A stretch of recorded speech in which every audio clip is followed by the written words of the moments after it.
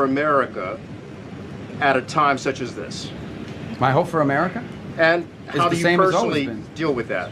Yeah, look, I mean, my hope for America is what it's always been. I think it's the hope I hope we all share. We want it to continue to be the place where anyone from anywhere can achieve anything, where you're not limited by the circumstances of your birth, by the color of your skin, by your ethnicity, but frankly, it's a place where you are able to overcome challenges and achieve your full potential. I think that should be the goal of every country in the world, frankly, but I think in the U.S., we're not perfect. Our history is not one of perfection, but it's still better than anybody else's history, and ours is a story of perpetual improvement. Each generation has left the next generation of Americans freer, more prosperous, safer, and that is our goal as well. But it is a unique and exceptional country, and as we come upon this 250-year anniversary, I think we have a lot to learn and be proud of in our history. It is one of perpetual and continuous improvement, where each generation has done its part to bring us closer to fulfilling the vision that the founders of this country had upon its founding. So, thank you. All right. Wow. What story, not even just story, but response Marco Rubio had to that question. Before we get into this, what are your thoughts on that, Nicole? He's looking more and more like POTUS number 48. Let's go, Marco. Off the cuff, no teleprompter. That is what we call patriotism. This from a man whose family migrated here. He embraced the culture, the nation, the language, everything this nation had to offer. He's taken advantage of. One of the most popular people in the country. And listen to him talk about how much he loves this nation and how we're perpetually getting better. We're toddlers on the world stage, but my goodness, Marco knocked that out of the park. He really did. He really did. Absolutely. And as you mentioned, just his background, it makes you just stand up in awe. Not only was his response done well, but he having to actually say that, you know, as you mentioned, immigrant parents, and he's not like what the left and what the Democrats try to paint people like him should be. They should hate America. They should love communism. They should be anti-God, you know, as we see. And he's the total opposite. Right. But he has no divided loyalty. He has no divided loyalty. He is an American through and through. Absolutely. I love it. I love it, folks. Good morning, good afternoon, good evening to you all as you watch this broadcast. It's time for Pop and Politics. I'm KJ. And let me introduce you to my co-host. So Shelly is out tonight. So it's me and Nicole Bennett. Hey, everybody. Yes. How are you tonight, Nicole?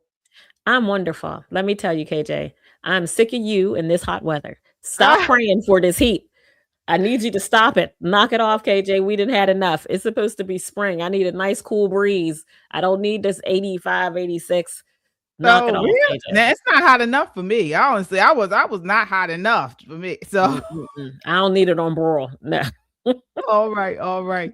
Well, folks, we are back tonight again. Shelly is out tonight. She'll be back with us on Friday. But tonight we have a special guest host with us for the show tonight. We have Blanche from Free Blanche on Instagram and YouTube. Do we have him up here? Hi, Blanche. How are you? Hey. Doing well. How are you all doing? Good. How are you tonight? We are well. Doing great. So excited to have you on. I can't even believe this is the first time you've been on Pop and Politics. Yeah. So excited to have you on tonight. Please, before we get started, share with the audience where they can find you and any events or any social media you want to shout out. You can find me on Instagram at He Is Blanchard, YouTube He Is Blanchard, TikTok Free Blanche, Twitter He Is Blanchard, and Rumble Free Blanche. All right. Excellent. Well, folks, we got a show in store for you tonight. So as you come in, tap that thumbs up, smash that subscribe button, and turn on your notifications. We are live here on YouTube. If you're on the go, you can catch us on Apple Podcasts or Spotify under the name Pop and Politics. We love our chat. We shout out every super chat So drop your thoughts, show your love, and join the conversation that the mainstream media wishes didn't exist. This is not just a podcast, folks. This is a movement of God-fearing, truth-seeking, America-loving people that value freedom. Stand with us and subscribe so we can amplify this rallying call for freedom. All right, let's set it off. Looks like we already got a super tonight. All right, let's see here. We have Jess with the $2 super chat says, Big Marco spitting facts. All right. Absolutely. All right. All right. And we have a new freedom seeker. Alec has joined our freedom seeker club. Thank you so much, folks. Absolutely. Your super chats and your memberships, they go a long way in keeping us online. Folks, we don't have sponsors here. We don't have sponsors. We don't have advertisers here. It's you all. And this is what we're growing a movement. And so please, as you come in, hit that like button and subscribe. All right. So let's keep this thing going. Want to talk about a little bit about what happened last night in some of these primaries. So Vivek Ramaswamy, he crushed the Ohio GOP gubernatorial primary last night, winning the nomination in a landslide. He will face Democrat Amy Acton in November for the seat for the governorship. So not to go on be undone, Trump, he endorsed these, what was it, 5 Republican senators? What was it? 8 of them. 8, okay. 8 of them, and 5 of them won. Is that right? 6. Oh, so far. Okay. Yeah. 6 of them won. Well, you know I'm keeping an eye on it. 6 of the 8 thus far. Right? Nicole is going to be on it. Okay. All right. On top of it, girl. Watched it all night long. Let me tell you. Oh my gosh. All right. Before I get you both in, let's take a look at this clip. This is clip 6. Down from not just 7 brackets to 2, as the leadership has done, but down to 0 brackets because we're going to get rid of the income tax in the state. 0 income tax in the state of Ohio. It is your money, not the government's. You deserve to keep what you earn. We got to celebrate hard work and success. And if 8 other states have managed to do it, then so too will we here in Ohio. People ask me, how are you going to do it? Well, look, if we're the state that sent somebody to be the first man in the world to walk on the moon, this will not be the greatest challenge that Ohio has ever conceived. End the existent spending and overspending of waste, fraud, abuse in different parts of the state. Take a rational approach to get there. First, eliminating capital gains to allow for business formation. Articulate this to the rest of the country. Let the rest of the country know we're right here. A good governor who can market the state to the nation. All of these polls that try to suggest that Donald Trump's influence is waning are completely false. Donald Trump has never been stronger, especially with the Republican base. And you saw it last night in Indiana. He's become more than Donald Trump. He is an icon of the ages. And when he speaks, people listen. And I know the left doesn't like to hear that, Stuart, but it's fact. And you saw it last night on display in Indiana. All right. So let's get into it. So we've been told over the last couple of weeks, not just from the left, but on the right too, that President Trump is losing hold of so-called MAGA on the right, and that it's fractured and that he doesn't hold much sway, political power. Nicole, what are your thoughts after last night's primary? Does it mean anything? Listen, I have the same thoughts I had before. Donald Trump doesn't have a problem with MAGA, and MAGA doesn't have a problem with Donald Trump. Here's the problem. There are so many panicking, so many people who are clutching pearls, and Tucker's going to flip everything and Candace is going to flip everything. People like podcasts for entertainment. They do. But podcasts very rarely influence you more than your pocketbook does, more than losing control of Congress does. You know, what happened in Indiana was party politics at its best. When you are an elected official with the party, whether Republican, Democrat, Independent, it makes no difference. You are held to a higher standard with leadership. And when they ask you to do something and you flatly refuse and it causes trouble all across the nation, you should expect the party to have someone primary you. The people who primaried those incumbents who refused the redistricting who blocked the redistricting in Indiana, President Trump told him what it was going to be. He told him there's going to be smoke. Welcome to the smoke show. Welcome to the smoke show. Only one of them survived. Only one, and he survived by the skin of his teeth. He's talking a whole nother thing now. He wants to play ball. He wants to be a good boy. But this is what party politics looks like. When I talk to you guys about having a stronger Speaker of the House, this is what strength in politics looks like. You're not taking money out of people's pockets. What you do is you remove them from powerful positions. And if you can't remove them from powerful positions, you have them primaried, which makes them spin their war chest. They have to go out and knock doors again, and it's not a cakewalk. And you know how new candidates are. They come in with all kind of energy. They got all these volunteers. And when I tell you, MAGA Republicans spent a grip in those races in Indiana to make sure that these candidates didn't squeak by. They won in landslides. They put a ton of money into those races. So good job, Team Trump. You can look forward to more of that as we get closer to the midterms. Wow. All right.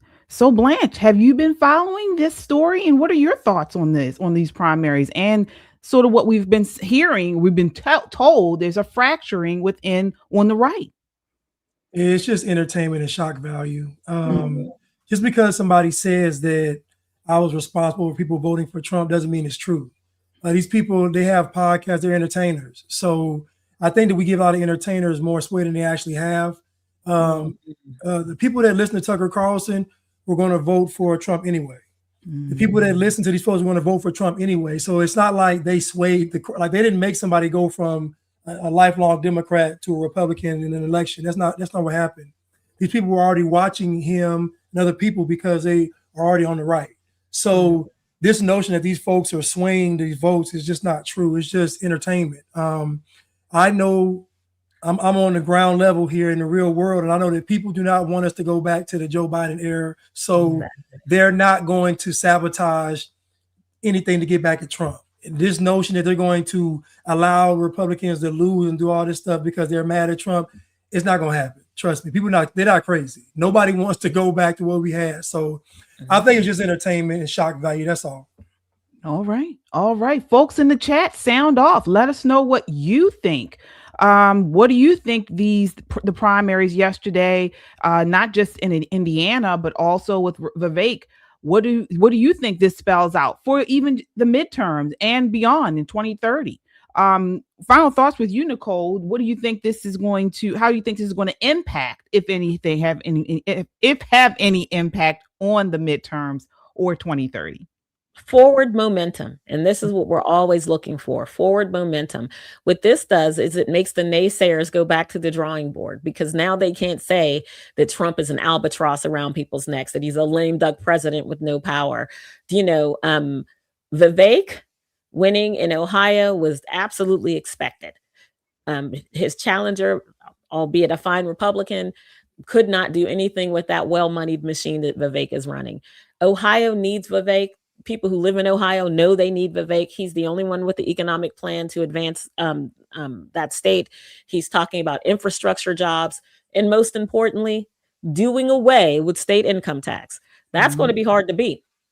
You can't come with we're going to give everybody things for free, but everybody's going to pay more taxes when the person you're running against is like, oh, no state taxes.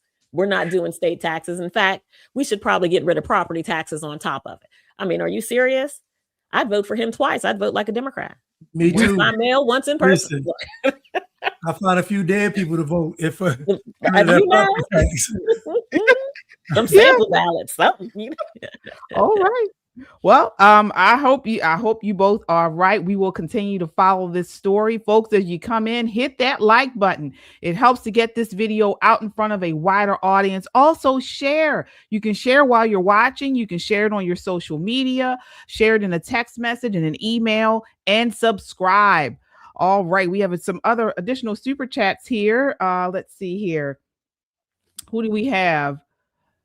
All right, Kung Fu CJ with the $5 super chat says, "What's up, Poppin' Politics family? Kung Fu in the hazy." All right. Thank you so much, Kung Fu CJ. All right. So speaking of Democrat control, and these Democrat-led states and cities, we got to talk about Seattle. Oh my gosh. Wow. So folks, I don't know if you all have seen this viral video. Two black males ambushing a 77-year-old man. Mhm. All right. Sad. The suspect, Ahmed Abdullahi Osman, was arrested and quickly released.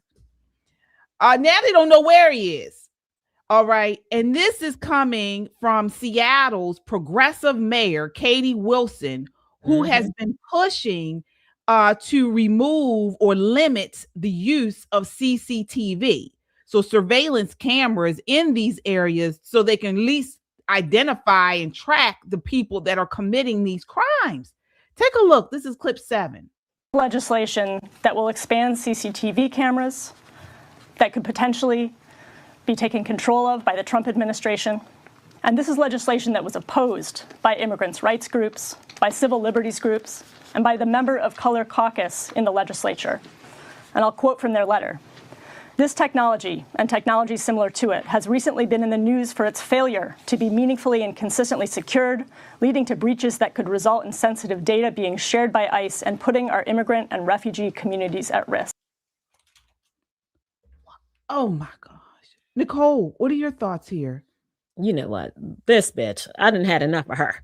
I had enough of her when she was trying to run Starbucks, the last of the money out of Seattle. She makes me so sick. This is another Zoran the Moron Mondami's type Democrat socialist who says, oh, you know, everybody should belong to everything, and we have to sacrifice our way of life to make sure these illegal migrants have a nice, warm welcome here in the United States and all of this. And you know what? I have had enough of these people. The reason why the CC cameras are up in the first place is because Seattle has a prolific drug problem.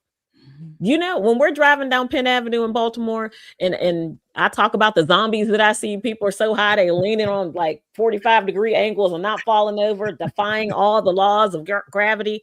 Yeah. Almost all of Seattle is like that. It is absolutely gross. What happens there, people turn a blind eye, just like the gentleman on the bike who rode past the two men who just beat up this old man like it was nothing. You know, at some point, they normalize violence. They normalize depravity. Being inhumane becomes the new way of being humane. And this is what happens when people say, well, there are no laws. Let's just send a counselor over to talk to the 70-year-old man who got beat up. Maybe that's what he needs. Maybe he needs a little therapy. I wish he would have had a gun. I'm going to, where's Shelly when I need her? If he had a pew-pew, this would be a different story. This would be a different story. And they'd probably lock him up for defending himself. There are just some blue cities we just can't live in anymore. And Seattle's one of them. Trash. Man, what's going on? I mean, the man was just walking down the street like any one of us. And they all of a sudden decide to just beat the man up. I watched a video a couple of years ago, and the guy did a story on how in the Seattle City Council, they were actually referring to white people as like demons and devils, like in their language. And so the problem is that once you demonize white people, anything that's done to them is not seen as a crime. It's seen as like justice or payback or revenge or whatever. So, you know, the problem is that since there's so much crime and you really can't stop the crime, you could stop it, but to stop it would be racist. So you really can't stop the crime because to punish the criminals would be, you know, racism. So especially with the immigrants, because they want to make us a third world country. And so when they come over here, they're coming with a third world mentality. So I don't know, it's just this big clash. And these politicians like the mayor, if she's hard on crime, it's going to be hard on people of color. I'm just sorry. And hard on crime, meaning the violent crimes. Now, obviously, we got drug users, but the folks that are doing these violent crimes, like you saw them, they just sized them up, saw him, knocked him on the ground, robbed him, and just like it was nothing. Cameras, why they don't care about the cameras, no consequence. I think it's ironic that BLM wanted body cams, then now they don't want body cams. CCT cams, now we don't see, like, it's just what they're really saying is, we don't want this crime to stop. So we see it's intentional. We know that these communists want chaos in the streets. So we go begging the government to come save us. And that's when they come in and drop down the that sickle and hammer on us. But I think it's just sad that, you know, people are getting used to seeing this kind of violence. And you see, like you said, Nicole, the guy just rolled by on his bike like it was. Think about somebody getting beat up. An old man, you just ride by like it's nothing. You got to go home and process that. You don't even care. It don't even bother you. Just ride by. I don't know. It's sad. So when you say these blue cities are unlivable, yeah, there they are. Yeah, you're right. You're right. Folks, sound off in the chat. Let us know what you think about this. People, you got to get out of these blue cities and sanctuary cities, which are generally blue cities. Get out. Mm-hmm. Yeah, Right. because these people, they are not for law and order. They're for the criminals. They're for Right. the criminals. I'm interested to hear what you guys think in the chat. Please sound off. Let us know what you think. All right. As you come in, don't forget to hit that like button. It helps to get this video out in front of a wider audience, and we appreciate the support. We also have merch. Nicole, you want to talk about that? Absolutely. Listen, everybody, go to our merch store. It's on the bottom of the YouTube page, but you can also go to our website and shop till you drop. Let me tell you why. We're going to have some new t-shirts coming up, and some of these favorites may get, put away. This might be your last chance to get that These People Are Crazy t-shirt. Don't be on the show talking about, hey, Nicole, could you give me a t-shirt? Nope. KJ done said enough is enough. She's not selling anymore. We done moved on to some other things. So get your classic pop and politics tees now. Our favorite t-shirt, of course, Unapologetically American, my favorite t-shirt. Give me my money back. You can wear that anywhere downtown, especially around the IRS building. Just, whatever you don't get the tie-dye one now. Tie-dye one doesn't come together nice, but all the rest of them are absolutely pleasant. Not black, not white, American. Don't let them divide us. I like that. That's the shirt you need to go to all your A250 events. That's a conversation starter, regardless of which side of the aisle they fall in. And it talks about bringing the nation together and not allowing people to divide us. That's a great shirt to get. It's a wonderful price. It's the best way to support the channel, and you'll look great. So buy your shirts, take your pictures. You can upload them to our Discord, and we'll put you on the show. Yanni always has her t-shirt on. I think Josh sent us a t-shirt picture as well. Yes, indeed. Thank you guys so much. All right. So I want to we're talking about this crime and just this degeneracy in these areas. And I know we didn't have this scheduled, but I want to talk about quickly is something that's actually happened yesterday in Maryland. So you guys know yesterday was Cinco de Mayo. Mm-hmm. And right here in Laurel, Maryland, which is not far from any of us, a humongous fight broke out. And this is, folks, let me just say this. Laurel is not Baltimore City. It's not DC. It's a suburb of DC. It's actually a nice area. It used to be. And this area where this fight broke out was near a Longhorn restaurant, which is I think Longhorn is nice. But wait until you see these people in this fight.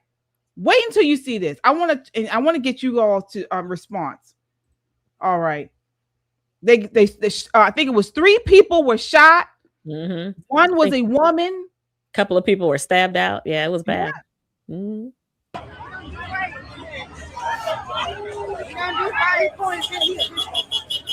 They were all leaving a Cinco de Mayo celebration. Longhorn.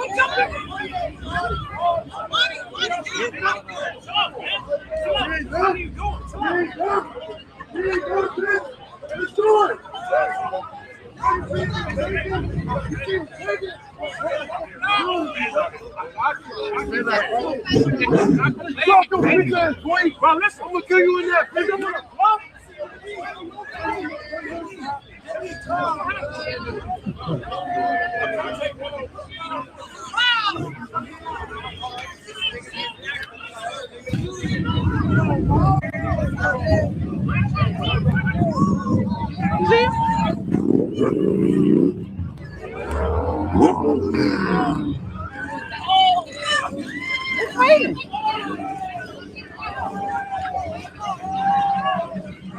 Oh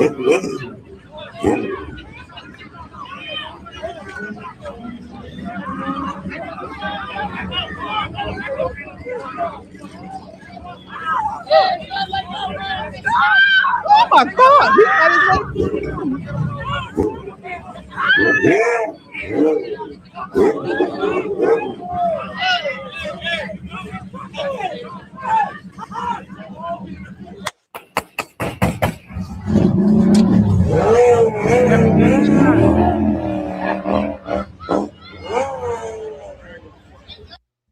What is going on?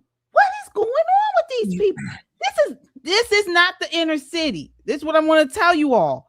This is not New York inner city, Brooklyn. This is not the inner city, Baltimore. This is Laurel. Used to be a nice area. You could a Longhorn restaurant. This is a shopping center, and people are fighting in right in the parking lot. Blanche, what are your thoughts on that? When you said Longhorns, I already knew. Really? That's why I was shaking my head. And when you said Longhorns, I was shaking my head like I already knew. It's just like some black folks to make it Cinco de Mayo about them.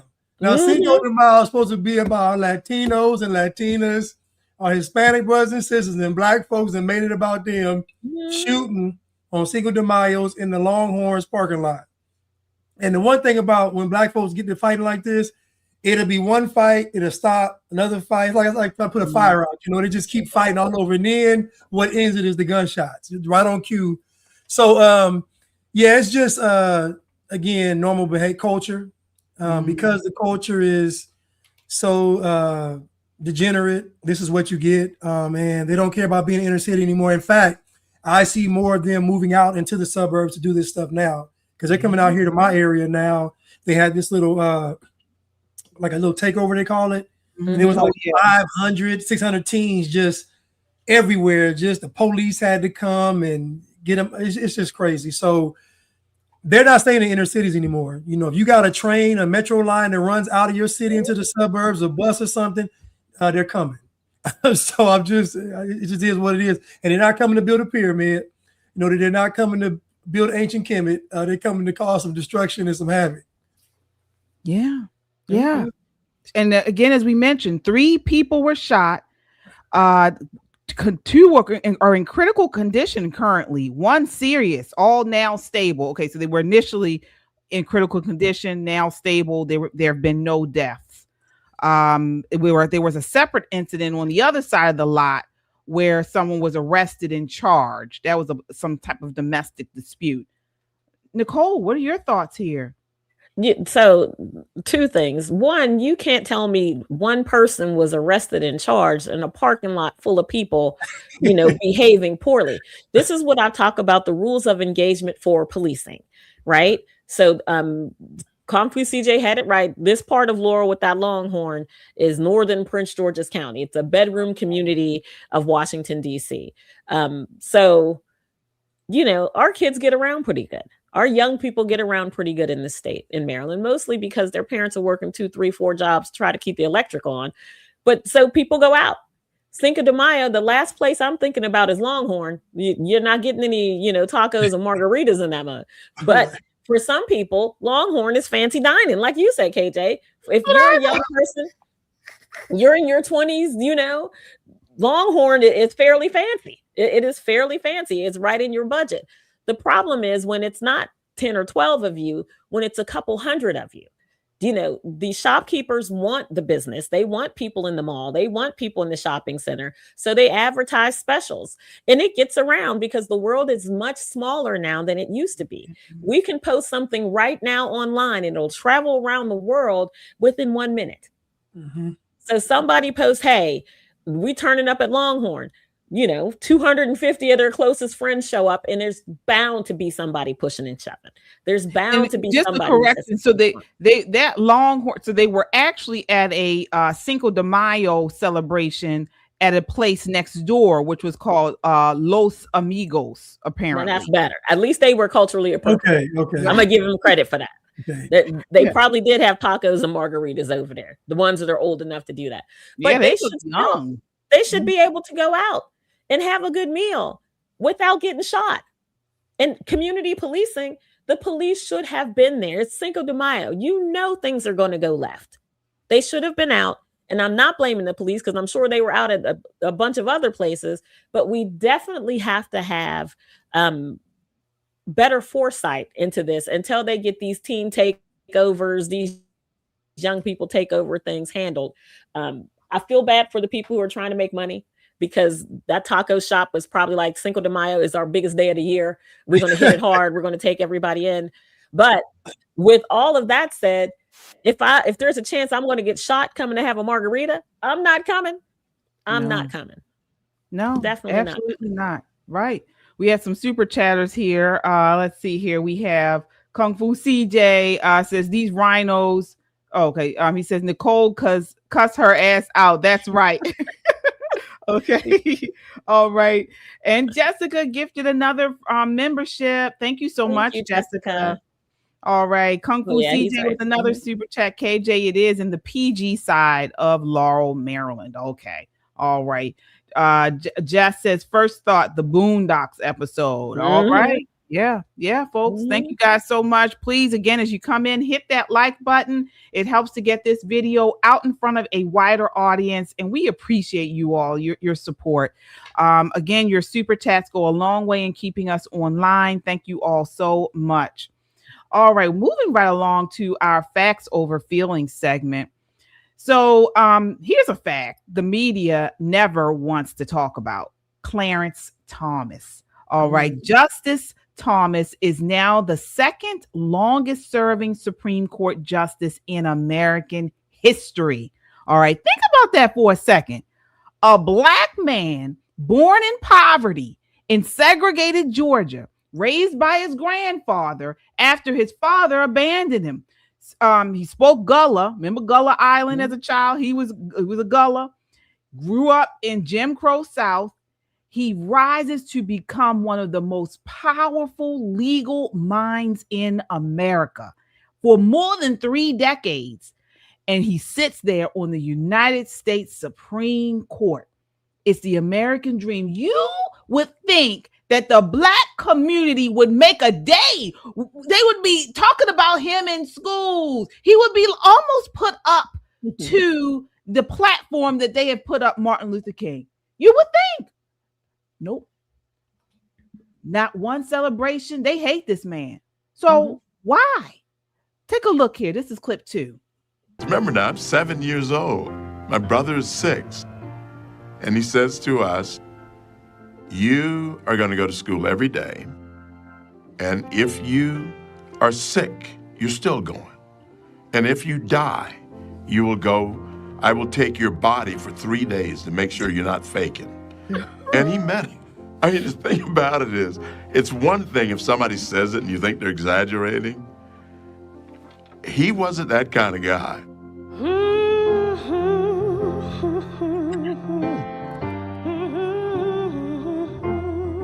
The Catholic schools were very orderly. My brother used to say, when you walked in there, you could hear a gnat tiptoeing across cotton.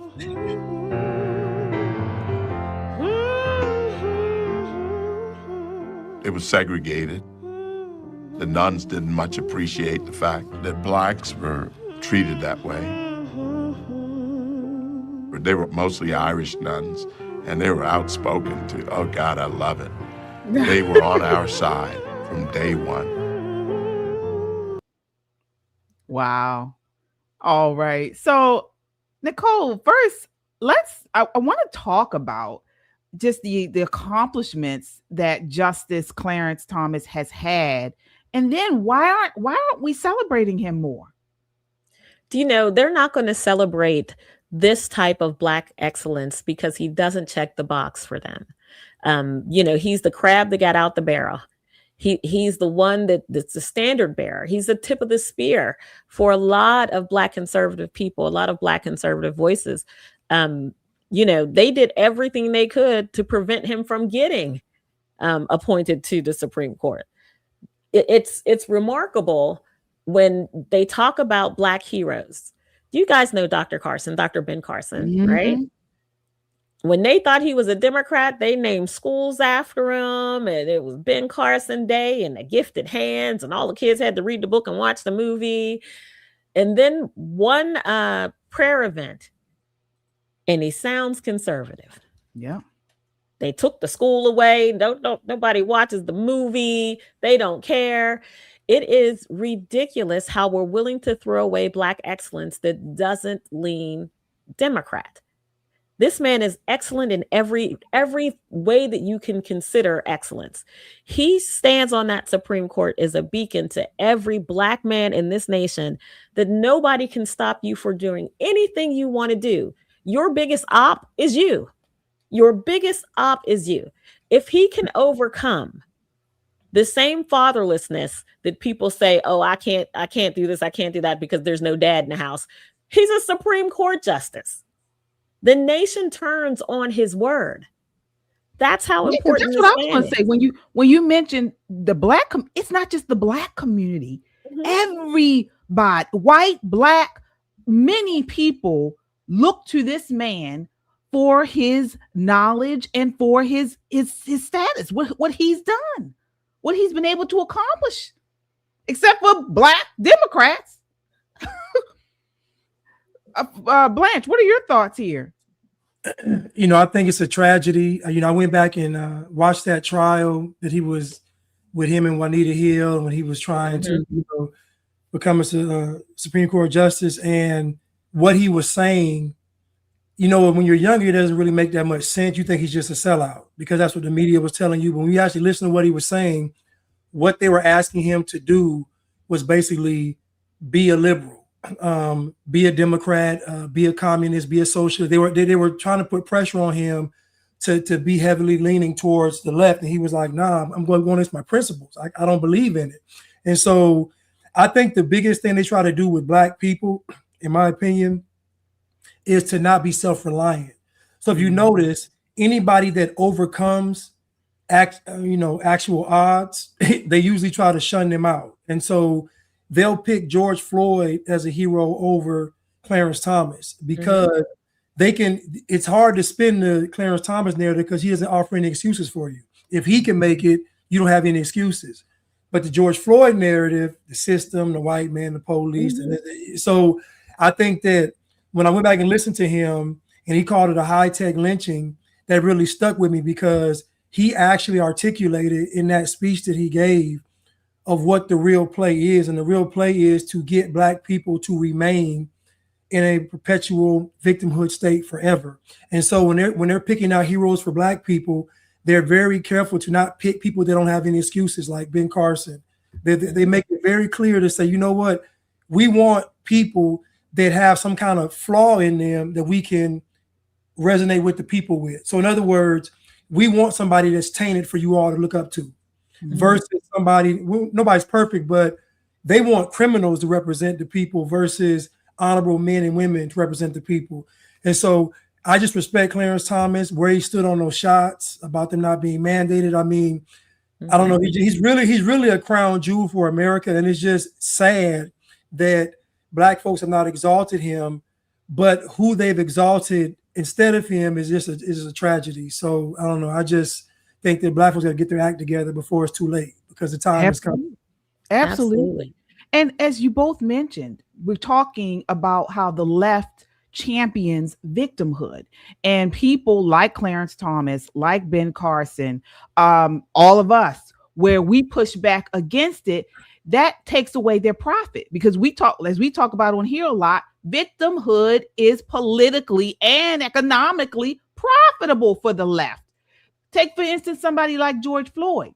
He was a cash cow for them. He probably was on all kinds of, drug assistance programs, social services. Then he's having kids and they're probably on social services because he hasn't been keeping down a job, so he's the cash cow.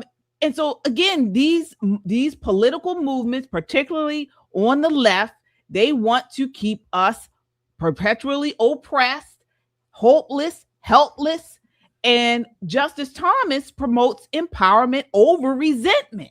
This is why they want to keep the race war going. It's a victim mentality on all fronts. And again, it creates dependence, and responsibility creates freedom, basically. Yeah. Agreed. It's so pervasive that, you'll hear people of other ethnic backgrounds, especially white women, especially very liberal white women. And they want to tell Black conservative voices what our history is and where we should stand. And although, you always want to be gracious, you always want to be kind, but I don't need your help. There's no need for your maternalistic, emphasis on anything that's happened in Black America. None. If I needed your help, it wouldn't be from you. Let me tell you, you'd be the last person on the list. I'd rather go with the alphabet mafia, the furries, the cats, all of those folks first before I go to a white liberal woman for any kind of help. Because what do we know about them? What has history taught us about them? And see, this is the part they don't want to talk about. One of the biggest exploiters of the Black community weren't so much, white men were fairly bad back in the day, but white women. These were the ones with dudes were getting lynched because, he looked at me and this dude wasn't even anywhere near you. We can't brush that under the rug, but keep the rest of the victimhood mentality. You don't get to pick and choose history. You don't get to pick and choose how this nation has grown. And this is the problem I have with them. Marco Rubio said it best in the first clip that you showed tonight, KJ. Our nation has made some grave errors, some very grave errors. However, look how far we've come, and we're still growing. And there will be mistakes made. We're not perfect, and we will never be perfect. But rest assured, nobody else on the planet does it better than we do. Not one person. Not one person. But they don't want to hear that. What they want to hear is, oh, you poor thing. You must have grown up, with no parents, no father. You must be promiscuous. How many baby daddies do you have? I mean, like all of that from people who ought to know better. Who ought to know better. Yeah. And my issue is, again, I don't agree with the idea of, pitting Black versus white, even dividing us as Americans, Black and white and this and that. But this is how the left, they put everyone in boxes and want us divided in that way. Okay. And then they go on to say, well, everything Black folks do is correct. And the white people are demonized, as you mentioned, Blanche. Unless you have independent thought, all right? If you are a Black person who thinks independently or who just does not agree with the left, you're attacked. Okay, so they're not following along their own line of reasoning. All right, they continue to say this stuff like believe all Black voices or believe Black women until the Black voice is conservative. Right. Then we're the lowest of the low. We're lower than the white man, really. Right. You wouldn't really say it, folks. I mean, we're from Baltimore. We're here in Baltimore. Folks, let me tell you, one thing that drives the leftists mad is a Black conservative. Oh my God. They go wild over that. I mean, they get vicious, mean. If you are a Black conservative. So, and I'm not talking about just white folks. I'm talking about Black ones too. Yeah. They're even in a way maybe worse than the white ones. It irritates their demons. It really does. And I met a lot people of a certain age when we were doing the bus tour for President Trump. We pulled up in Detroit. It was nighttime. We were hungry. So we went to this nightclub called Roses, right? So we pull up and we're literally on the bus. We pull up on the bus, big pictures of Trump, all over there, Blacks for Trump all over the bus. So, we're Black folk. We just want to grab some chicken wings and just go about our life, 10 piece all flat, huh? That's all you want. All flats, right? So, I'm starving. I'm the only girl on the bus. I'm like, oh, let's just get food. Let's go. We get off the bus. We get our food. It's no problem. And people are looking at the bus, but they're not really saying much. Some people were thumbs up and that kind of thing. One gentleman offered to pay for our gas. People did that a lot along the route, buying gas, buying snacks. But there was this one man, and he had to be like in his mid to late 60s. You talk about fired up. He was knocking on the window of the bus. So I'm sitting there, and so I answered the window. I was like, hello. Yeah. This man's face was just straight demon. He was just like angry bear. I mean, he was like, what are you doing? And I was like, I'm eating chicken on the Trump bus is what I'm doing. Do you not see me sitting here eating this chicken on the Trump bus? Because I get a little hangry myself. And he was like, your parents must be, horrified. And this, and I said, I don't know, I'm third generation Republican. My dad's pretty proud. I'm just going to tell you that. You guys are a disgrace. So I just closed the window because I didn't have that to do. The guys are coming back to the bus and he's harassing the guys. I mean, like grown men who are well-built, Quentin, and he's like jumping in his face. And Quentin is like, look here, old man, I just want to eat my chicken and mind my business. We retired. We had a long way. If you want to talk, scan the QR code on the side of the bus and we can chat online and all this other stuff. But he didn't want to talk policy. He didn't want to talk what Trump has done. He did not want to hear about what Trump was planning to do. All he wanted is for no Black people to support this white supremacist, this pedophile rapist and all this. But when you asked him to give me an example of that, you know what he gave us? Your parents is probably rolling in their graves and this and that. And you're a shame. And it's like, okay, so you're going to have to come harder than that because we get called better names than that every day of the week. You're going to have to try way, way harder. But for the most part, people were very kind. People who didn't agree was like, we got a few one finger salutes, right? But most people just was like, go ahead and get your chicken and mind your business. But of that particular age bracket, that 60 plus, I think because Black culture was different when they came along, they just can't let it go. It's inbred in them. And unfortunately, a lot of them are just going to have to be left behind. And it's sad. They don't want to grow. Yeah. Well, folks, again, this is our Facts Over Feelings segment where we give you the facts. And the fact here is Clarence Thomas is living proof that your circumstances do not have to become your identity. All right. So again, as you come in, hit that like button. All right. Hit that like button. It helps to get this video out in front of a wider audience, and we appreciate your support. All right, moving right along. All right, this is our next segment. Speaking of Black folks, we're going to move on. Actually, want to jump segments here and talk about, we're in our culture segment. All right, so cultural reaction. So, not sure if many of you know Meg the Stallion or know of her, I should say. She is a female rapper. All right. And she recently, she broke up, had a big breakup with her her NBA basketball boyfriend. All right. And so there's been strong reaction about this. Apparently he was accused of cheating on her.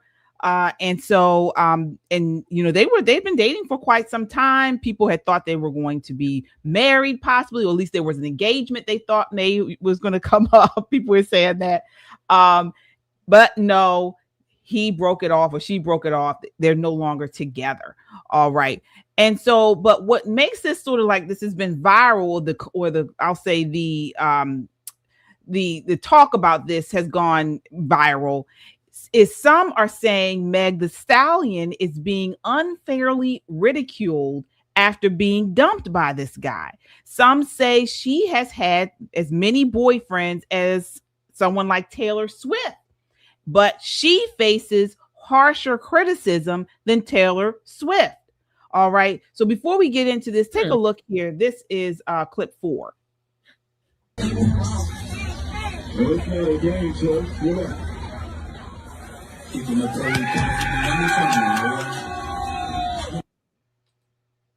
All right. So that's Meg the Stallion. She's a rapper. I think we've spoken about her on the show before. She's vulgar. She's her lyrics are nasty, terrible. I mean, she's just low of the low. She actually was one of the rappers that stumped for Kamala Harris, right? And I'll leave one thing up before we go to this next clip. That's where they would know her from twerking for Kamala Harris. She's the young woman that wore the blue suit with the white shirt that had nothing to say politically, but definitely was twerking all over. She said hotties for Harris. Right. Yeah. Mm-hmm. Right. Well, take a look at this next clip. So this is a young lady. She's actually been on this show before with us. She is on the right. I would not call her conservative. I would say she's on the right. All right. And she is saying she's pushing back against these comments made about Meg the Stallion. Take a look. This is clip 5. So, if men don't like hoes, can somebody explain to me what's going on here? Her chart looks exactly like the same chart I'm seeing people pass around the Megyn the Stallion one. Yeah, I don't see anybody going up to Travis Kelce calling him a simp. I don't see nobody talking about Travis Kelce asking them why did he propose to a ran-through woman. Ran-through cat is ran-through cat. I don't care if you're bashing men over a guitar or a rap beat. That cat is still ran through. Like, the whole conversation around Meg and Clay is so disingenuous because people just want to take any and every opportunity to bash black women and devalue black women when I be seeing OnlyFans girls out here getting married. When Taylor Swift got proposed to by Travis Kelce, why didn't white men go around making a graph like this of Taylor Swift? No other group of women gets disrespected by their own community on this scale the way black women do, and y'all wonder why black women act the way they act. Look what black women constantly have to defend themselves from. Ice-T and Coco got one of the most successful relationships in Hollywood, but if you didn't know her, you would think she's a promiscuous woman. Men like what they like. So for some of y'all to get on this internet and pretend every man walking is a God-fearing man who won't choose a hoe is another reason why this whole conversation is disingenuous. If every man walking was a God-fearing man, Cardi B would have never been married. If you were paying attention, Clay was courting Megyn like a wife. Clay brought Megyn around his family. He had her host Thanksgiving for his entire family. She cooked dinner for his entire family. They got a house together. He bought her a car. He was calling her his last name. He named his own boat after her. Men don't just do that to whores. Now, it's one thing to say, oh, maybe he really did have cold feet. Maybe he really did change his mind. Okay, I get it. That's okay. But the commentary I'm seeing come from a lot of black people is that Meg is a whore who don't deserve a husband. All right. So let's get into it. Before we do, I want to say this to start it off.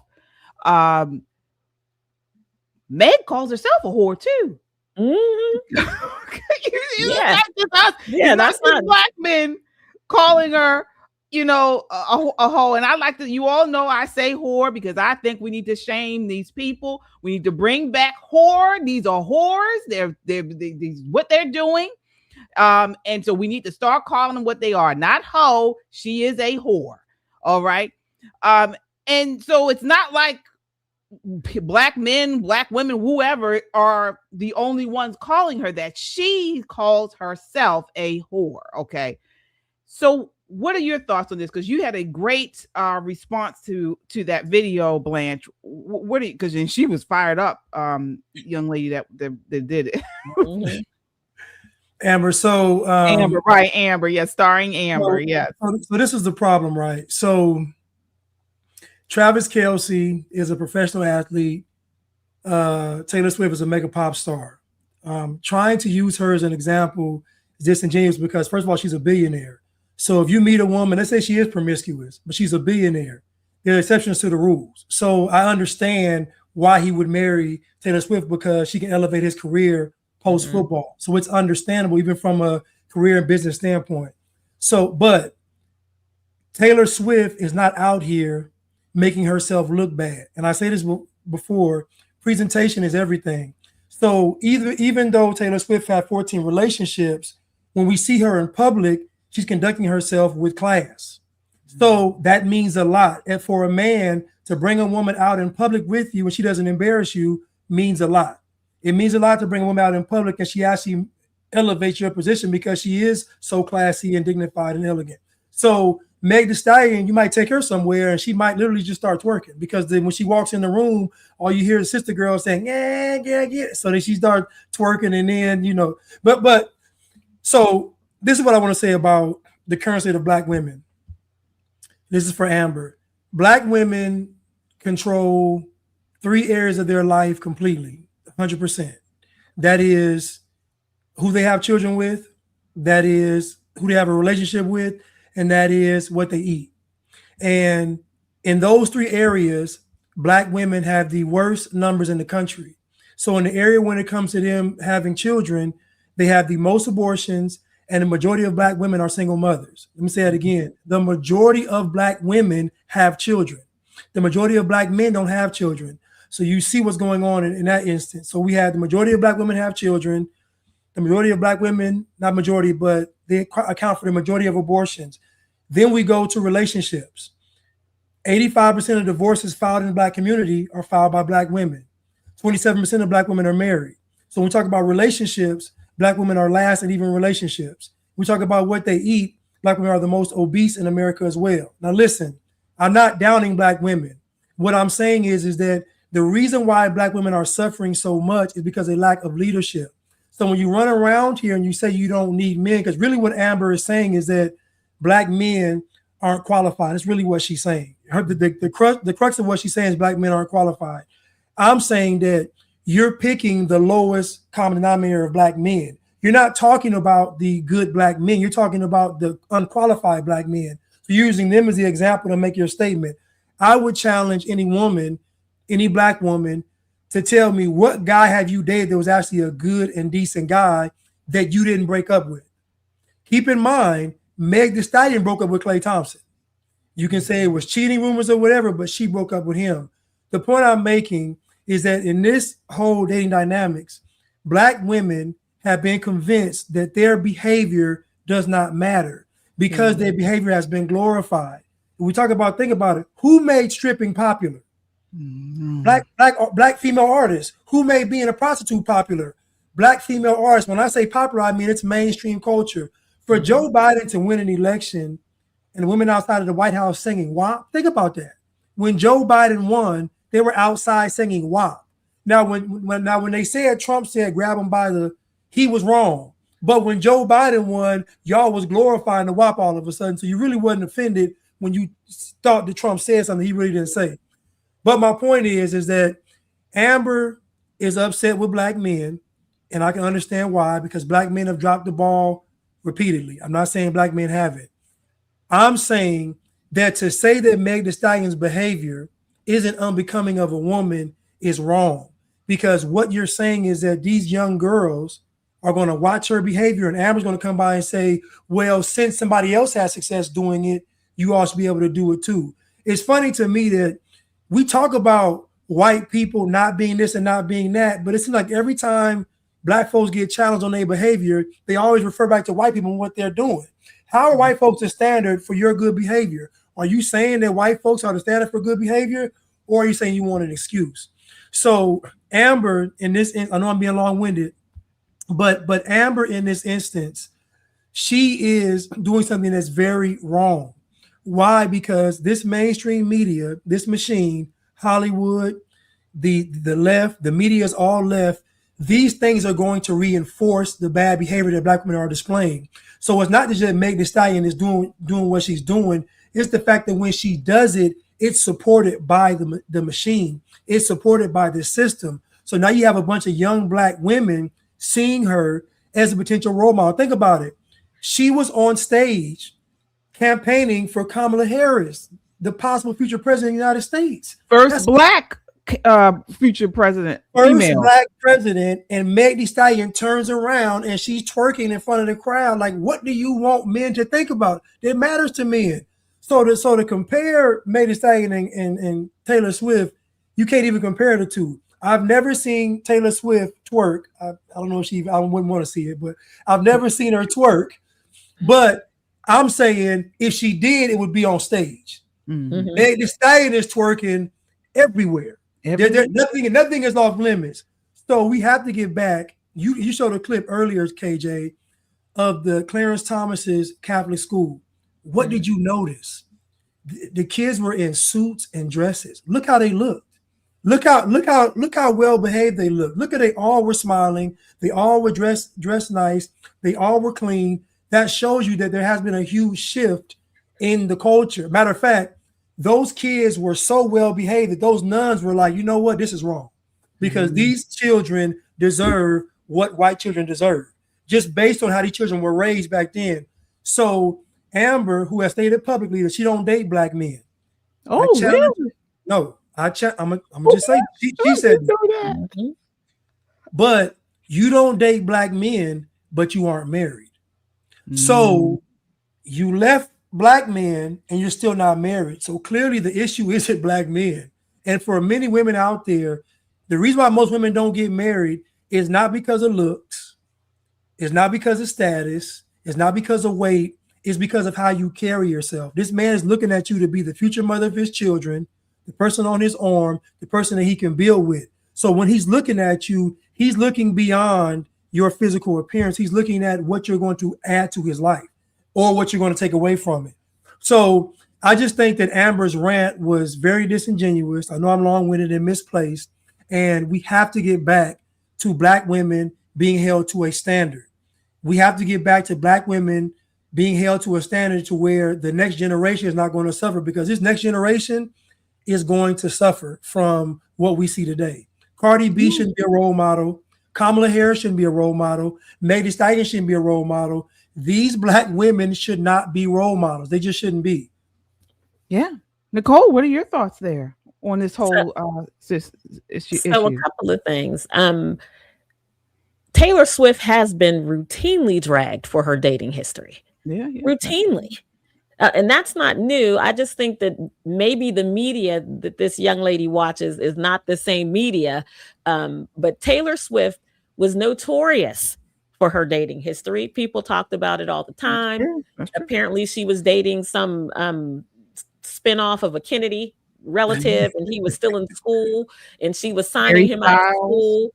So Taylor Swift has taken her fair share of slings and arrows. But here's the difference between Taylor Swift and Travis Kelce and Klay Thompson and Meg the Stallion. Taylor Swift is value added in that relationship. Value added. And hear me say this, ladies. You can twerk in one cheek at a time, right on rhythm, no problem. Entertaining. Dudes like it. Certain dudes like it. But if he's going to go sign a business deal, if he brings a contract home and says, babe, let's take a look at this. Are you a plus or are you a minus in that situation? Are you typical in that if you don't quite understand, you take it as disrespect? That's something that as Black women, we have to own. That's our thing. If there's a situation where we feel uncomfortable, rather than just say, I feel uncomfortable, I'm not quite understanding, we go immediately to the emotionalism. Other women of other cultures don't do that. They don't. They might cry. They might do other things to try to get out of that situation. But what they don't do is lash out. So we have some internal work to do, and we should be very honest about that. However, I will say this, Meg the Stallion, Cardi B, Sexy Red, all the people who make stripper music make music for strippers. They don't make music for a certain segment of our population. And what I like to say to men is, if that is your standard of a woman, then you get what you got, bro. You cannot go buy pistachios when you were looking to buy steak. It's not the same. They might both be sold in a store, but you're looking for two wholly different things.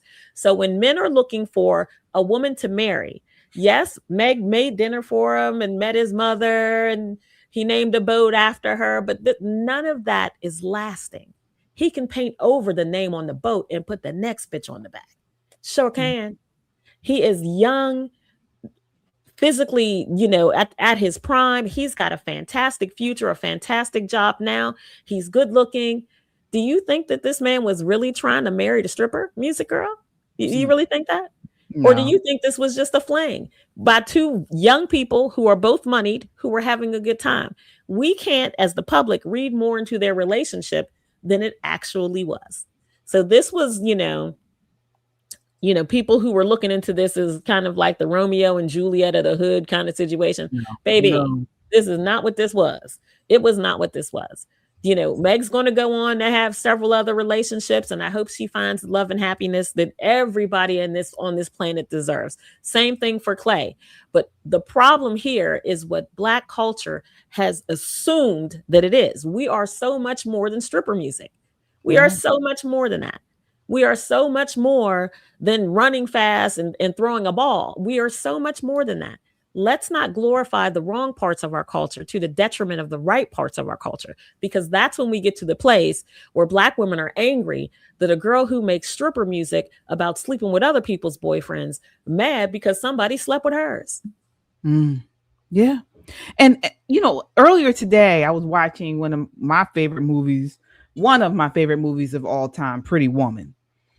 And there was a scene that it made me think of this segment where, for you guys who have seen it, Julia Roberts plays a prostitute who was picked up by a wealthy businessman, Richard Gere. Right, Richard Gere. And it plays on the Cinderella sort of theme where they wind up hitting it off. He cleans her up and they wind up, going off in the sunset together or whatever.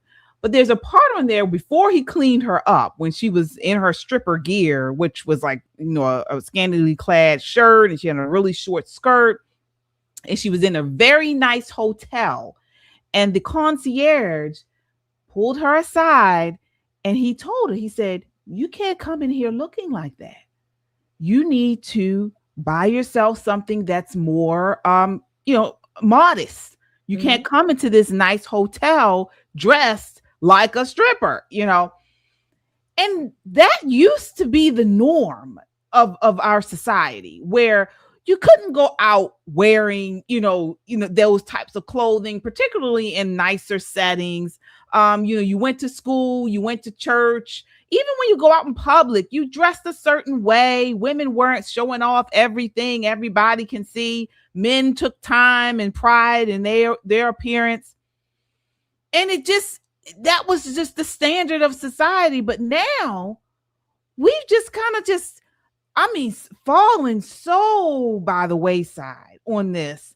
And women are disgusting. I don't even understand. I don't like Taylor Swift. I don't like her at all. But I do respect somebody that comes out of their house and they carry themselves a certain way. If you want to be a whore in your house, behind closed doors, it's not right. But I respect you a little bit better than you coming out looking all kinds of ways and then pushing that on the culture, on young people, saying, you know what, you shouldn't be shamed. It's wrong for them to shame us if we want to dress a certain way. We need to be able to do that. If I want to go out here, with hardly anything on, that's fine. If I want to sleep with as many guys as I like, that's fine. It's destructive. It is destructive. It's destructive to the culture. It's destructive to the body, destructive to the mentality, but this is where we're headed. It seems like this is where we're going. Headed, honey. We've been here. We have been here. We've been here for a minute. We have been here to the tune of it's almost a plus to be a single mother. It's almost an expectation for women to have children with no father. Men walking away from a family they created once upon a time was frowned upon. Imagine that. These men were publicly shamed. Nobody wanted anything to do. You were all kind of bums. Go home, take care of your family. Not no more. Not no more. I'm his second baby mama. I'm a this, I'm a that. And what you see is that eventually it makes them feel less connected, right? And they get this me against the world kind of mentality. And that never works. It never works. Being bitter never, ever works. So don't put yourself in a hole, ladies, because again, Meg is going to be okay. She's already okay. Clay is already okay. The internet is paying too much attention to it. They both probably dating somebody else right now. So let's not hang our hat on dating a lady. It's intentional. Listen, let's be honest. Nobody with any sense thought that Clay Thomas was going to marry Meg the Stallion. The reason why women are so upset is because they want to see the woman that is out here engaging in bad behavior, and then she wins in the end. She rides off in the sunset with the prince. And so once that relationship dissolves, they're upset because the fantasy is over. Because women keep pushing back against this thing of men having standards. Clay Thompson is worth $140 million. He is not. If Meg the Stallion wake up one day with stinky breath, he might leave. He has options. It just is what it is. And so it's she has options too, though. The only difference is her option won't be the same as his, because at 140 million, he can get a woman that actually wants to be married, wants to have children, wants to stay at home, wants to be a wife. Meg the Stallion, though, with the guy she gets, I don't know what kind of guy she's going to get, because her behavior going to dictate the kind of guy she gets. And most men that are any good reputation don't want to be embarrassed in public. And so, like, I go back to Taylor Swift. I think Taylor Swift is a very average, bland, cookie cutter type of person. But that fares well when you are trying to make moves. You don't want somebody that's over the top and drawing all attention to themselves and extravagant. You want a plain Jane on your side that happens to be a billionaire. Listen, I get Travis Kelce doing it. I get it. I'm not saying it's even a real relationship. I just understand that on that level of success that they have, it makes sense to do it. But these relationships today, and I talk about this with male leadership in the Black community, combat going against this feminism in the Black community. So you have Black women, in my opinion, running the Black community. They run the politics, the church, the education. Black women dominate the Black community. So to me, they're what feminists want to, like, they're the goal of feminists, where you have a group of people that are pretty much governed by women. And to me, this is why it looks so bad, because there is no male leadership in the Black community. And we can say, no, there isn't. How do we know this? Because there's no way that Meg the Stallion would believe that she can go out here and do all this stuff and not have any consequences. The consequences come from the men saying no. And I talk about, it might be a generation lost if men just say, listen, we're not going to tolerate it anymore. But the problem is that men set the standards. So if men aren't setting the standards in the Black community, then who's setting them? You see who's setting them. It's the women. Who's influencing the women? You got the Democrats, you got the liberals, you got the communists, you got the socialists, you got the media, you got all these other agencies influencing the women, and then they're running the Black community. So when we talk about Meg the Stallion, it ain't really about her per se. It's about what she represents. She represents an entire movement that they're trying to get women to say, we don't need a man. And if we don't need a man, guess what? We don't need family. And pretty soon, we don't need children, because the birth rate is dropping lower and lower. So I'm just saying that something has to be done. This is why I'm pushing back against Amber so much, because you're trying to glorify and glamorize this, and it's nothing to glorify or glamorize, because there's going to be real life consequences for this. You're going to have a generation of young girls, not just Black girls. I'm even seeing, those long nails with the long, sharp nails. Right. I'm seeing all the women get those nails. I'm seeing all the women get the nails, the lap.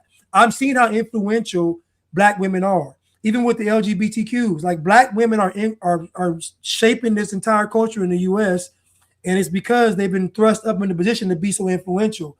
And so it's not just Meg the Stallion or Cardi B and none of that.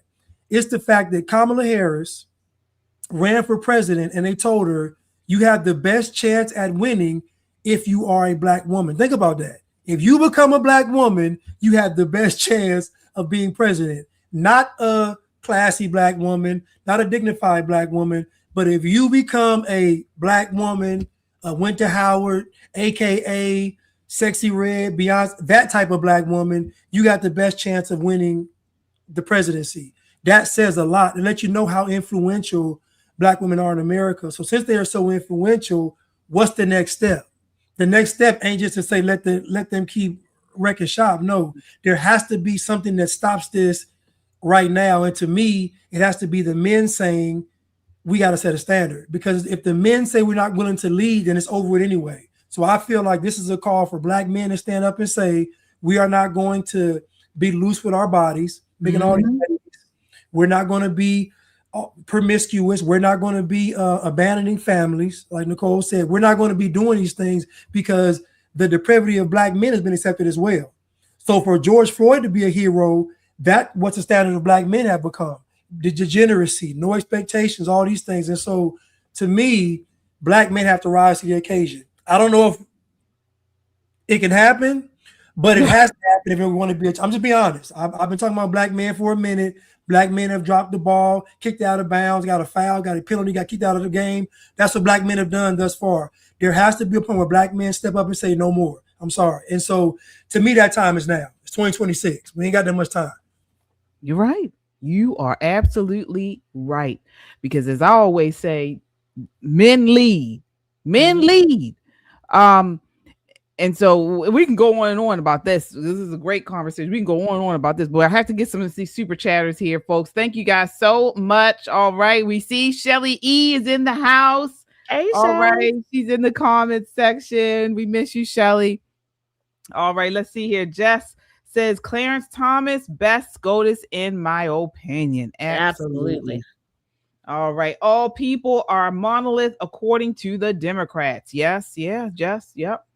All right, 3 equals. Thank you so much for your $10 super chat. Says, look at Virginia, NAACP, Democrats, and Black people supporting Spanberger for governor over Sears because she's a Black conservative and she's trying to tax everything we do in Virginia. Yeah. Oh, Black people will go to bat for Spanberger. Yeah, it's crazy. It is insane. Yanni with the $10 super chat says, my super chat function is acting very strange. It took me 10 minutes to send this. Oh, wow. And yeah, Meg is trash. Oh my gosh. Thank you so much, Yanni, for your continued support. We appreciate you. Jessica says, Megyn and Cardi B are one in the same. Trash. Yeah, absolutely. Kung Fu CJ, I like Blanche. He needs to come back. All right. Agreed. Yeah, Agreed. come back. All right. Voice of Reason with the $5 super chat says, this is the classic. The men that you want don't want you. Those men have options and they are not going to accept specific behavior. Absolutely. All right. A $5 super chat from Jessica. Cardi plays slip and slide all over those girls and they're dressed in rubber bands and headbands in the WAP music video. Cardi B and the others are nasty. Yeah. And the cringy thing about this is the young people out here singing it. The young people out here going. Voice of Reason says, if you don't know who either one of them are and you see Taylor Swift, she looks closer to the girl next door on an everyday basis. Megyn does not. All right. Voice of Reason with the $5 super chat. Kung Fu CJ, Shelly E is in the house. Yes, she is. Josh with the $20 super chat says, how do you handle prominent Black YouTube stars who have a Christian perspective like Lexi Allen, Miss Shirlene, etc., who also advocate for Dems and for abortion rights? Well, I'll tell you one, I don't call them Christian. I don't call them Christian. That's what I know. There is no way, in my opinion, that you can be Christian and support the Democrat Party. No way for me. Now, if you're an independent or if you say, you know what, I don't like either party, I'm just out of it. All right, I can respect that. But if you are a so-called Bible-believing Christian and you still support the Democrat Party, and I'm not just talking about like silent support. I'm talking about ride or die. You're out there, arguing with people about Biden, Kamala Harris. No, you're not Christian to me. You're not Christian. Some of those people, and I don't know any of those people that he mentioned, but some people who claim Christianity also are power seekers. Right. And if you're a Black woman and you're in politics, it is so very much easier to make your move on power positions in the Democrat Party than it is in the Republican Party. Because, and I will tell you this, Republicans are fiercely individualistic, fiercely. And it's to our own detriment sometimes, where everybody's just moving in their own directions. It's like herding cats sometimes. But with that said, I'd rather herd cats than have people moving in one big blob with groupthink. Because what happens is they picked Black women purposely. They picked Black women purposely and they elevated them to positions of power. And now that, the Black community is making some other choices politically, they're replacing them with brown people. This is I keep telling y'all, brown is the new Black. Brown is the new Black. So what happens when Black women are no longer power players in the Democrat Party? What happens then? This is your moment, Black men. This is your moment. Stand up. get your arms, because they ain't gonna give up the power willingly. You're gonna have to stand up and show out for the culture. And I say that because we need you. We need Black men to stand in the gap with our families. Now, everybody you made a baby with is not going to get along with you right off the top. But over time, I'm just saying, over time, you have to build better relationships for our own community. For our own community. So this is the Black man's chance. This is your big moment. Bro, don't blow it. Don't be sitting there playing PlayStation and listening to your music. Do not blow this opportunity, because this is the one time you're going to have where they're off their game a little bit, because the Democrat Party is pushing back against Black women. They pushed back last summer.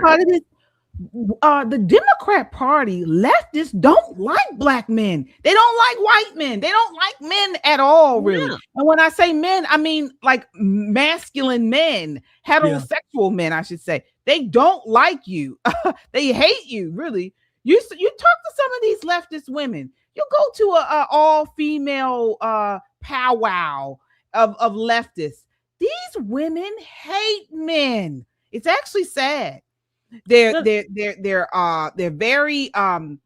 bitter, and it's weird because it's this sort of dynamic where they're bitter, but then they're also in this competitive way where they want to compete with men in every area, even sexually. That's why you all see all these bull dykes. It's crazy. It is really insane right now. We have some super chats here, folks. Let's see here. KJ was about to go down that rabbit hole. Thank you, super chatters. Thank you, super chatters, for saving us from KJ going down that rabbit hole. Oh yes, oh yes. You see them all the time. They want to be more manly than your man. All right. You ever notice how they never pick a normal? They always pick a tough guy. Right. Like they never pick to emulate a normal, like a nerd or something. They always emulate a tough guy. I'm like, why is it they always pick the tough guy? They never pick a normal guy. It's crazy. Because it's fake. It's just like the trans ones. The men trying to be women. They always pick these crazy looking over women the top, with right? big breasts. Yeah. It's an exaggeration. Yeah. It's their twisted mind of what femininity is and what masculinity is. That's why it's not real. I mean, it's attention seeking. Yeah, it's attention seeking at its highest. It's the same reason why women go out and get 5 or 6 butts tapped onto the back of their back, not because they want the backaches, not because they want their ass freezing and below freezing weather. They do it because it's attention seeking at the highest level. Right. And it's shameful, but it is what it is. We got to get this super chatter. Wow, Andrew. Yay, thank you so much. $100 super chat. Says, I want to commend you all. You are truly impressive. I have thoroughly enjoyed watching you share so many valuable insights and gems of wisdom. Democrats offer only high taxes, crime, corruption, and delusion. Keep teaching the faith. You are making a difference. Thank you so much. Thank you, Andrew. That is very nice. Indeed. All right, folks. So final segment of the night, we want to move to our faith and headline segment. All right. Before we do, want to just say, folks, if you haven't gotten enough here, you can catch me tomorrow night on at KJ Christian Conservative, where we dig deep into these cultural and political topics, but from a totally biblical perspective. So you can catch me on at KJ Christian Conservative. And then on Saturday, you can watch at Just the Guys podcast. Just the Guys is in the chat as well tonight, folks. At Just the Guys podcast every Saturday at 6:30 p.m., where they give you a male perspective. Blanche, you should definitely go on there. Oh, well, that would be a great conversation. They need you on there. So yes, folks, this will be that's at Just the Guys podcast every Saturday at 6:30 p.m. Again, as you come in, hit that like button. It helps to get this video out in front of a wider audience, and we appreciate the support. All right, so final segment of the night, the faith and headlines segment, where we dig into some of these topics that are more geared towards faith. And this takes us to Megyn Kelly, folks. Wow. All right. So yesterday, We've been talking about this for months. Folks, I don't care what y'all say. I don't care how many times people say stop talking about this. Folks, this is deeper than I think we really realize. A lot of people realize. This is deeper than a lot of people realize. So Megyn Kelly yesterday goes on her podcast and basically praises Islam. She praised Islam, and she said she and Tucker Carlson's audiences are growing because of Islam. Take a look. This is clip 3. Said that he's sorry that he endorsed Trump. He regrets it and feels like he has to make amends. And his show is doing fine. It's not like he's hurting for audience, but I think he's understanding there may be some new listeners over here. You know, like he's gotten very, very popular lately, I read, with Muslim viewers because he's been standing up for Islam, you know? And I have to tell you, Mark, it's been something I've noticed just since I've gotten sort of more clear-eyed on Israel, that a lot of the anti-Muslim rhetoric that's put out there originates with people who are very, very pro-Israel, who kind of need us to demonize them. Right. And I've taken a look recently at my own rhetoric on this to say, like, have I been manipulated? I want to make sure I'm not getting manipulated. But I think he's having a lot of Muslim viewers flock to him. I know for a fact he has a lot of young men flocking to him. And so while he may have lost some contingent of the Fox News audience that's very, very pro-Israel and pro-Trump, and you can't say anything about Trump, for every one of those who leaves, there is another newer, younger audience member who does want to hear these traditional lines challenged and hear just new independent thinking. All right. So first off, I want to say, as I always say on Christian Conservative, we are not, at least I'm not demonizing Muslims, okay? I disagree with the religion, just as like I disagree, you guys know, with Catholicism, Jehovah's Witnesses, I disagree with it. That's just me. But again, it's a theological disagreement, okay? Even Judaism, people don't talk about this that much, but I disagree with the religion of Judaism. Now, we share a God, the God of Abraham, Isaac, and Jacob, but it's my goal to bring more people over to Christ. Amen. Okay, so, there it is. But what we are seeing on the right now, with these people on the right romanticizing Islam and cozying up to it because their audiences are getting larger. What's going on, Nicole? Well, she told you, she said the quiet part out loud.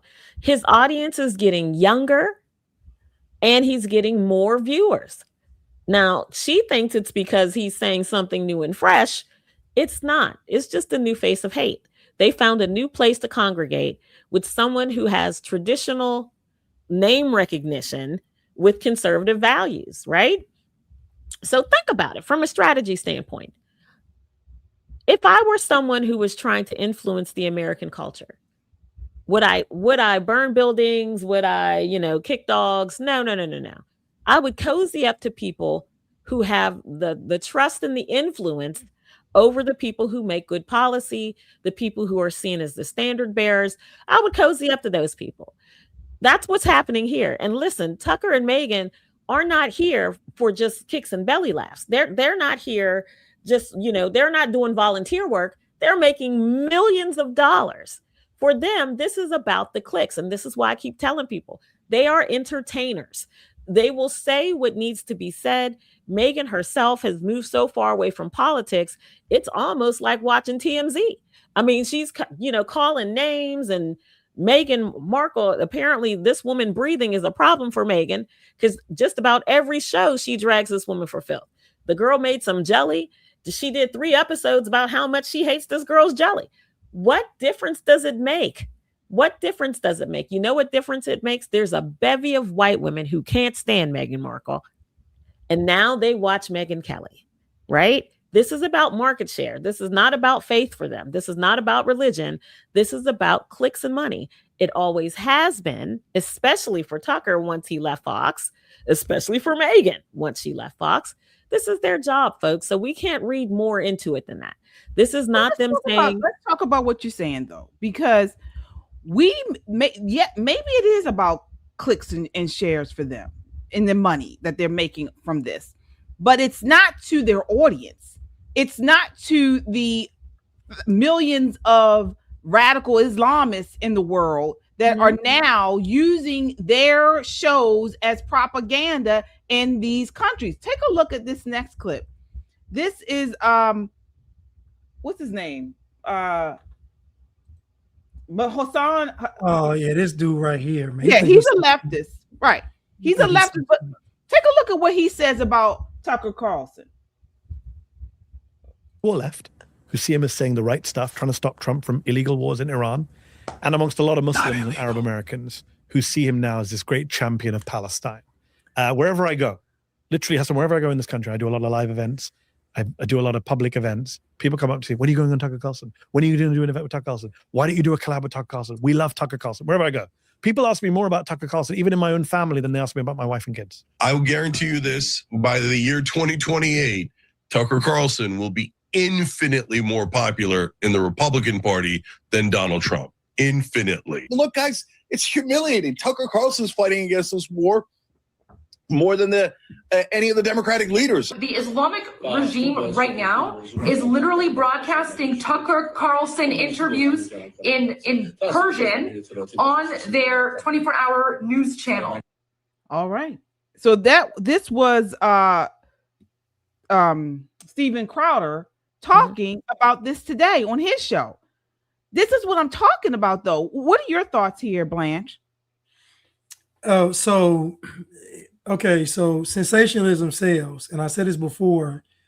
We've moved out of the era of journalism. We're moving now into the era of sensationalism and entertainment. So you're gonna see this new basically. I'll be more entertaining than factual.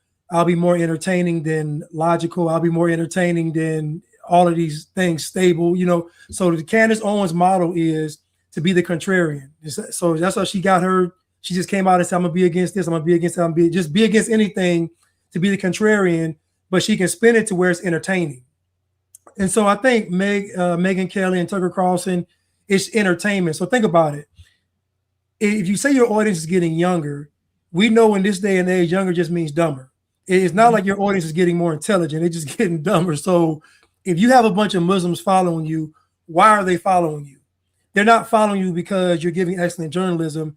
They're following you because they believe that you're on their side, or you're saying things that you side with them. Now, I'm gonna say this about Islam. I don't have to demonize Islam. They do a good job of themselves doing that based on their own religion. And so the problem is that these people coming over here from these Muslim countries, they're not coming over here with good intentions. These folks aren't coming to America, and we got to be honest, they're not coming with good intentions. So Dearborn in Michigan isn't just we want to come together and be Muslim. These places are strategically being propped up and created to overthrow what America is. America is one of the last beacons of hope for freedom in this Western world. And so these people don't believe in freedom. And I challenge any black person, y'all talking about you pro Palestine.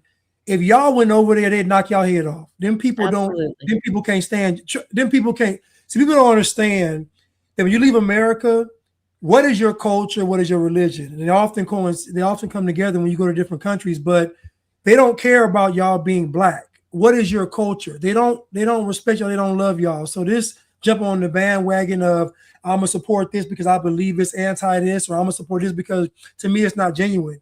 To me, you shouldn't be selling out to an audience just because your viewers are coming from a different segment of the population. I'm gonna change what I say right now. To me, you're not genuine.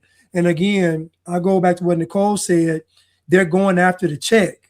Same with Candace Owens, it's the check. Same with Tucker Carlson. Like all these are content creators, right?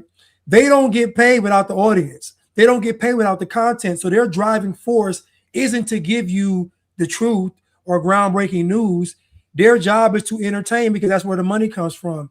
And so let me ask you this though. So, but what about what we're seeing? So we already saw in the UK, Islam is taking over pretty much. They got, prayers in the streets and all throughout. Islam, Muhammad is the number one name now for newborns, boys. Here we see they're trying to put up this entire town in Texas of all places.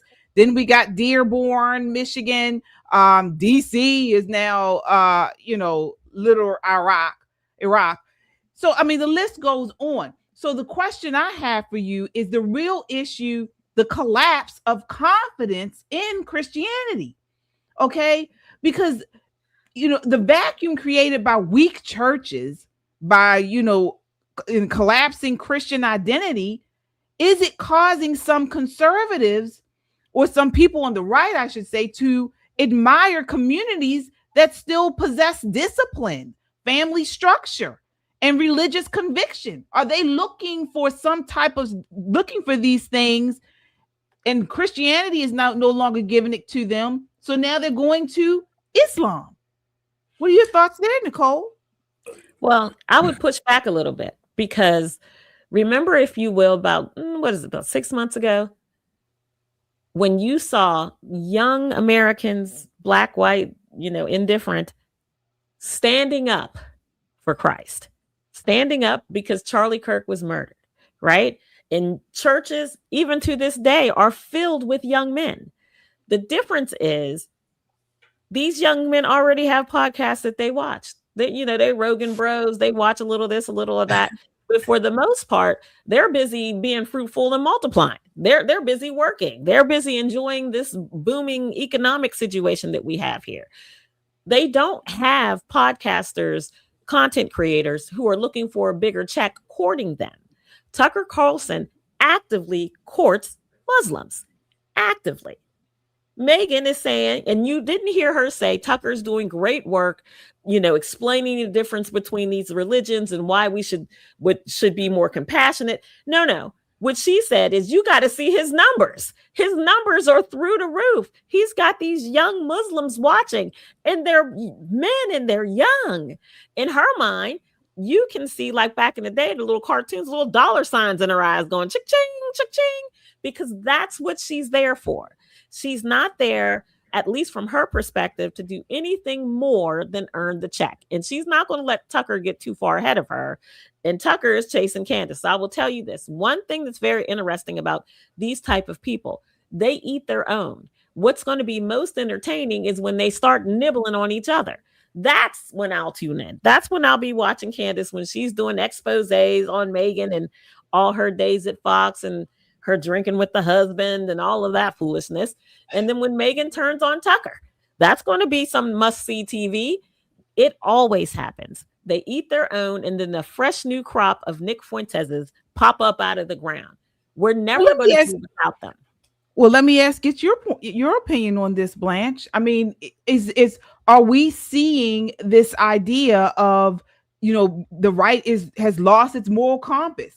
And so, people are becoming destabilized because there's no morality, on the right. Instead of asking, is this true? Some people are asking, how much money is it making me? Yeah, well, the problem is that in America, Christianity has never been threatened. So folks have been allowed to be Christians in pretty much a very peaceful environment. But you see how fake it's been when these Muslims start showing up. But they're setting up shop. You see the Christians kind of withdrawing back and not being more bold and more on fire for Christ. And so that's what I see. I see them being challenged, and it's exposing how there's been this corporate Christianity. It's not really too much biblically based. It's more or less for appearances. It's not really, rooted in the Word of God. And so this is what I see. I see Tucker Carlson as a corporate Christian. I see Megyn Kelly as a corporate Christian, Candace Owens. These people aren't really Christian in their core beliefs. They're Christian more as in their presentation. And so, but these Muslims are Muslims in their core, meaning that even if they don't even follow it, they'll follow it enough to make a dent in what's going on. So they'll follow enough to open up a store or have halal meat put in a Walmart. Like I got a friend in Texas, and she says is Muslim stuff everywhere. And she's like in hill country in Texas, it's like Muslim stuff everywhere. And so these other religions are bold in their faith, but it's because a lot of them have had to go to war. They've seen persecution. It's a lot different when you face something coming against your quote unquote religion, or you see something as a threat to your religion. But here in America, it's been pretty chill, relaxed. We can be Christian just on Sunday and be a heathen Monday through Saturday. But now you see Mamdani becoming mayor of New York. Now you start to see real threats coming, and you see these folks don't really know what to do. Why? Because the foundation was never biblically based. There's people out there praying every day. Like we should have the way the Muslims get up in New York and cut them bullhorns on and pray and stop the traffic and all that. The way they do that, believers should do that. Believers should be the one. This is the thing about, we are in a nation that's supposed to be Christian. So we should be the ones making folks feel uncomfortable. But you notice we don't. People are very comfortable when they come to America. And so I think what's being exposed is the fake Christians, in which, like you mentioned earlier, KJ, the church. Again, the church got watered down. The church listen, when I used to be in church, you couldn't talk in church. You couldn't get up and run. Like it was so many. They made you sit down and listen to that sermon. Like, but now they run around. They run up and down the aisles. They got LGBTQs coming in. They got all kinds of people coming in speaking, and even believers. It's all kind of stuff. So I just think that Christianity's been exposed in America. Even the Christians that are in Nigeria, think about it. They're facing death, and guess what they do? They still out there praying. They still serving God. They still believe in Christ. Imagine if Christians was getting knocked off in the streets in America. They would be in their house with the door locked. They are not going to risk their life to serve the Lord. And to me, that's what it takes to save the nation, though. Otherwise, it's going to be over, because these Muslims are radical, and they'll go to the ends of the earth to spread Islam. They will. I'm sorry. Well, we know that's the case. We know anytime Islam starts to sprout up, they take over. So that's the question. We will see. We will see. Yeah. May 17th on the National Mall, the rededication of America to Christ is going to happen, and President Donald J. Trump and almost all of his administration will be there to read the Bible and pray with you. There will be praise and worship, and on fire Christians will push back. Not all churches are weak. Not all Christians are afraid. You're right. They're not. Yeah. You're right. They're not. Right. Not all Christians are afraid, and I agree with you. There's some, and I have said it publicly. There's some limp-wristed Christians who believe that, Jesus it's just this warm, lovable, never raised his hand or his voice. Their Bible is missing a significant number of pages. Significant. But those of us who have all the pages will be on the National Mall May 17th. All right. And for those of us who are conservative, who are on the right, folks, we got to stop being the party or the movement of opposition, and start and get back to what are our principles? What is our moral center? It's not all about just opposing the left. I get that, and that's a good part of it. But why do we do it? What is our principles behind this? And honestly, we got to go. We got to close up the show. But yeah, definitely. Yeah, we'll have more to say about this tomorrow on Christian Conservative. Want to acknowledge our super chatters here. Thank you all so much. Let's see here. Scrapping Beauty with the $5 super chat says, have you ever considered the rich purposely make division? Embrace those that take of their own. Yeah, that's a good one. Bernie with the $10 super chat says, hi, ladies, and free Blanche. The Democrats are merely returning to their roots. All right. Absolutely. Lily with the $20 super chat says, I heard that Tucker is very popular in the Middle East. You saw it. He's got a house. He's got a house in Qatar. So yep. Bernie with the $10 super chat. Yeah. Right, KJ. Their God didn't lay down his life and die on a cross. All right. Josh with the $20 super chat. Thank you, Josh. Says white Protestant churches in the Northeast are so weak. All of us who grew up in congregational Methodist, Episcopal, Presbyterian churches have been left starving for connection to Jesus Christ. Yeah, that's right. Yeah. Well, folks, we that's why we started this show and a Christian Conservative and Just the Guys. I mean, it's not a church by any means, but we want to make sure you surround yourself with like-minded people that share your values. All right. And we know, folks, it says it in the Bible, it's going to be a remnant left anyway. I keep telling people, I hate to be doomsday. It's just going to get worse. It's just going to get worse, folks. And so this is why we, I don't like that prosperity gospel preaching and stuff. Bible believing Christians are put here, filled with the Holy Spirit, to endure. This is what he gives us, strength to endure it. All right. And that's what we're going to need. So pray for your children, pray for your communities, pray for your families. We want to thank you, Free Blanche, for coming on. Please share where people can find you once again. Yes, you all can find me at He Is Blanchard on YouTube. He Is Blanchard on Instagram. Free Blanche on TikTok and Rumble. All right, folks. Yes, indeed. All right. So we will be back on Friday night at 9 p.m. All right. We'll see you here. Hopefully, Shelly, she should be back by then, folks. Shelly will be back. Unfortunately, you didn't have Shelly on here tonight, Blanche, but next time we got to get you back on. We'll have her on with us. All right. Well, folks, that does it for us tonight. Again, thank you guys so much for watching. Until next time, count your blessings and live a life of purpose. Good night. Good night.